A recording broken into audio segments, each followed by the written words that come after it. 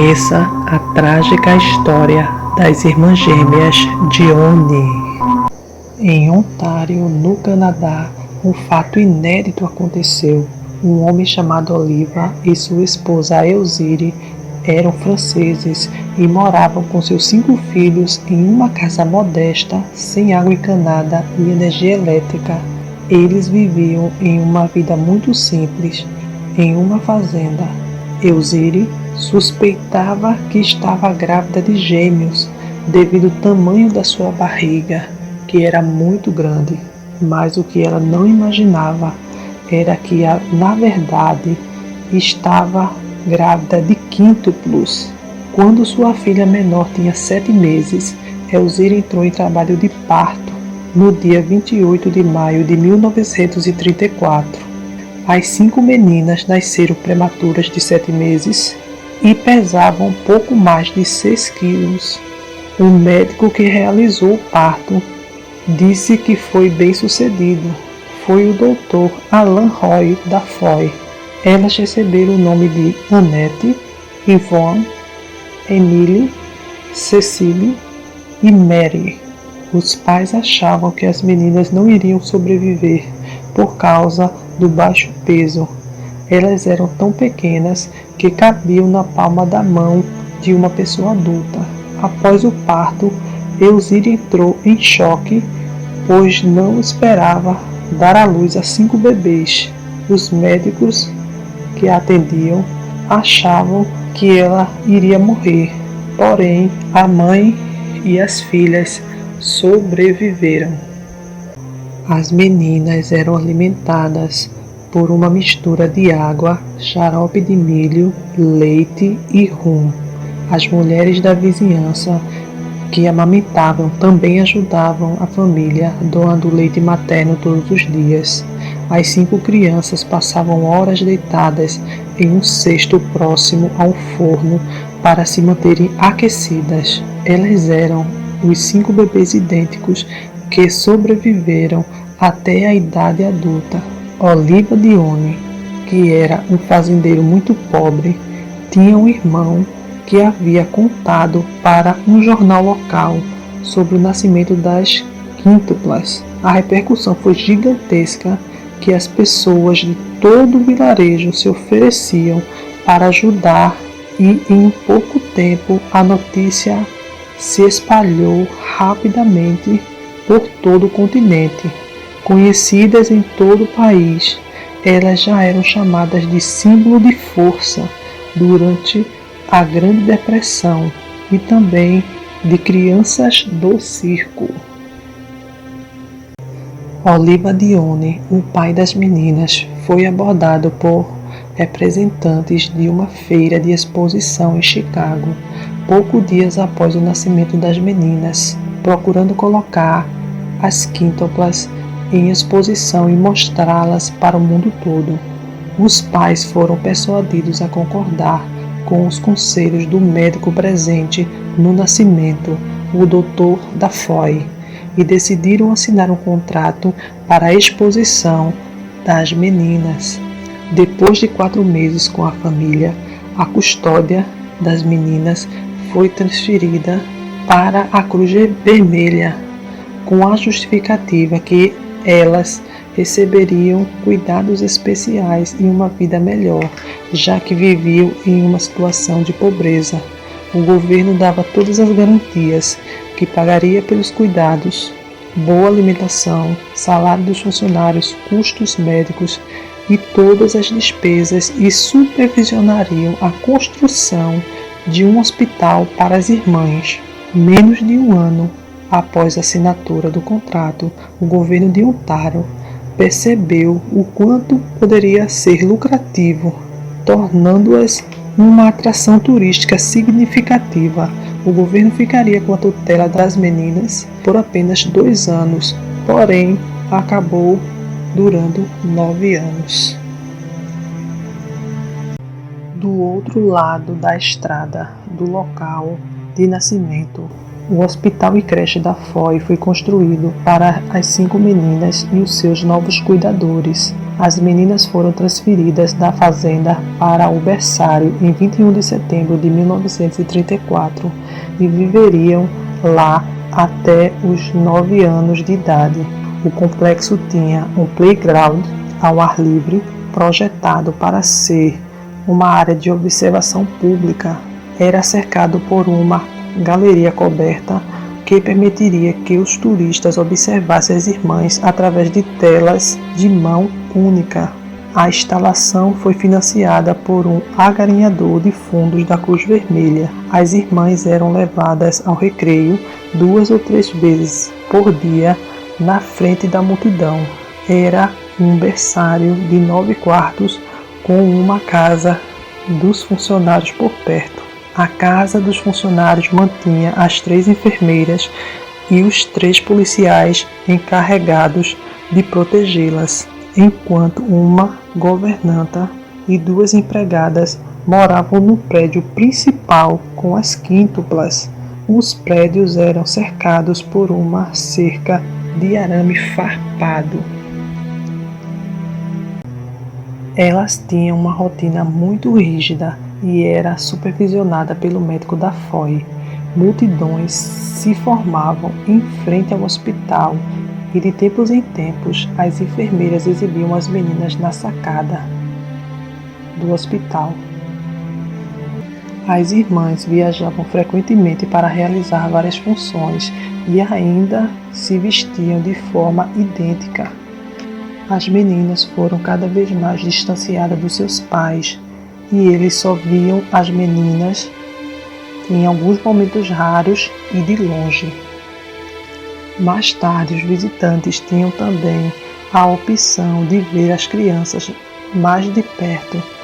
Elas ficavam em um local cercado de vidro e em 1937, mais de 3.000 pessoas já haviam gasto dinheiro para ver as quíntuplas de pertinho. O número total de visitantes saltou de 3 milhões em 1943. De repente, as irmãs se tornaram uma atração canadense mais popular que as cataratas do Niágara. As meninas passaram a ser ainda mais exploradas de todas as formas possíveis e imagináveis. Faziam propagandas de produtos como mel, xarope de milho, leite condensado, creme dental, sabonete, doces, propagandas de produtos e anúncios de revistas, capas de revistas, jornais. Elas tinham livros sobre suas vidas, bonecas das meninas e outra série de produtos que levavam o nome das meninas e diversas propagandas de vários produtos. Com 2 anos de idade, fizeram o primeiro filme. Nos 2 primeiros filmes, as quíntuplas de Dione não agiram tanto como simplesmente apareceram. Suas cenas foram filmadas em Kittyland, em Callander, e consistiam em grande parte elas brincando e interagindo, como seria de esperar de crianças normais de 2 e 4 anos de idade. Ambos os filmes se concentraram mais em contar a história ficcionada no médico heróico que realizou o parto e cuidou delas, do que nas próprias meninas. Os 3 primeiros filmes longas-metragens foram The Country Doctor, que em português é O Médico do País, em 1936. O segundo filme, Five of a Kind, 5 de um tipo, em 1938. Esse concorreu ao Oscar em 1940. E o terceiro filme, Reunion, que em português é Reunião, e também foi filmado em 1936. Fizeram outros filmes também. Em 1939, o Dr. Dafoe havia renunciado como guardião das meninas, e Oliva Dione, o seu pai, estava ganhando mais apoio popular para reunir sua família e obteve a guarda das meninas. Em 1942, a família Dione mudou-se para o berçário com as quíntuplas, enquanto aguardavam a conclusão da nova casa. Em novembro de 1943, toda a família Dione se mudou para sua casa nova. A mansão de 20 quartos tinha tijolos amarelos e foi paga pelos fundos das quíntuplas. A casa tinha muitas comodidades que eram consideradas luxuosas na época, incluindo telefones, eletricidade, água quente, vários empregados, e foi apelidada de The Big House. Apesar de todo o conforto, as meninas diziam que era uma família fria e elas achavam que era melhor da forma como elas viviam antes. Deveriam estar felizes, mas continuavam sendo exploradas ao invés de serem amadas e envolvidas pelo calor dos seus pais e dos seus irmãos. As quíntuplas deixaram a casa da sua família aos 18 anos, em 1952, e tiveram pouco contato com seus pais depois. 3 das 2 filhas se casaram e tiveram filhos. Mary teve 2 filhas, Annette 3 filhos e Cecily 5 filhos, incluindo um que morreu na infância, e os gêmeos Bruno e Bertrand. Emily dedicou sua breve vida a se tornar freira. Yvonne terminou a escola de enfermagem antes de se dedicar à escultura e depois se tornou uma bibliotecária. Emily morreu com 20 anos, com o resultado de uma convulsão. Mary morava sozinha em seu apartamento e suas irmãs ficavam preocupadas depois de não ter notícias dela por vários dias. O marido, separado, informou rapidamente à mídia que ela havia tido um coágulo em seu cérebro.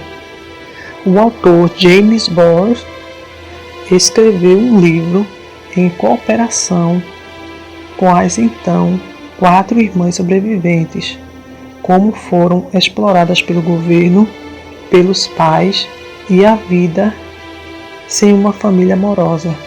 Elas também contaram um fato muito chocante. As meninas relataram que foram abusadas sexualmente pelo seu pai.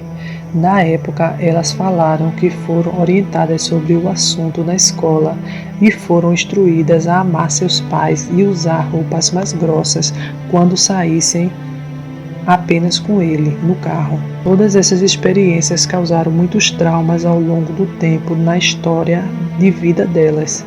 Que horror! As 3 irmãs sobreviventes escreveram uma carta aberta aos pais que tiveram sétuplos, ou seja, 7 filhos gêmeos, alertando contra permitir muita publicidade para as crianças. A carta dizia: Caros Bob e Kenny, se emergirmos momentaneamente da privacidade que procuramos por toda a vida adulta, é apenas para enviar uma mensagem à família McCalver. Nós 3 gostaríamos que vocês soubessem que sentimos uma afinidade e ternura natural por seus filhos. Esperamos que seus filhos recebam mais respeito do que nós. O destino deles não deve ser diferente do de outras crianças. Nascimentos múltiplos não devem ser confundidos com entretenimento, nem deve ser uma oportunidade de vender produtos. Nossas vidas foram arruinadas pela exposição que sofremos das mãos do governo de Ontário, nosso local de nascimento. Fomos apresentadas como uma curiosidade 3 vezes ao dia por milhões de turistas. Até hoje recebemos cartas de todo o mundo. A todos aqueles que manifestaram seu apoio à luz dos absurdos sofridos, agradecemos. E para aqueles que procuraram explorar a crescente fama das crianças, dizemos: cuidado. Esperamos sinceramente que seja apreciada e aprendida uma lição do examinar como nossas vidas foram alteradas para sempre por nossa experiência infantil.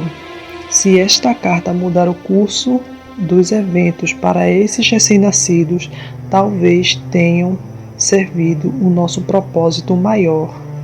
Atenciosamente, Annette, Cecile e Yvonne Dione.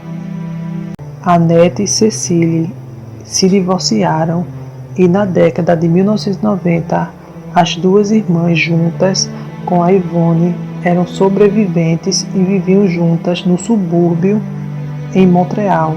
A situação financeira das irmãs era muito complicada, apesar de terem arrecadado milhões de dólares. Seus pais gastaram a parcela que receberam quando elas eram ainda menores de idade, e na época em que as três irmãs foram morar juntas, a renda total era de 525 dólares canadenses por mês.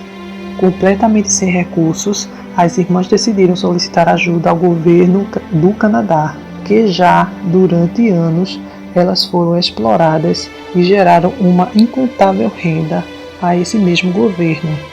No final do acordo, elas passariam a receber 4.200 dólares canadenses por mês como uma espécie de pensão vitalícia.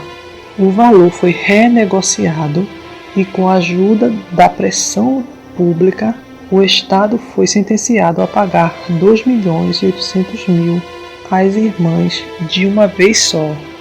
Yvonne morreu em 2001 e hoje apenas Cecile e Annette estão vivas e seguiram com suas vidas e convivendo com as sequelas dos traumas causados por toda a exposição do governo do Canadá e da sua própria família, e nunca foram amparadas por ambos. Muito triste essa história, mas esperamos que a história que ouvimos nunca mais se repita ao redor do mundo e que fique o exemplo para que os pais saibam cuidar, amar e zelar por seus filhos.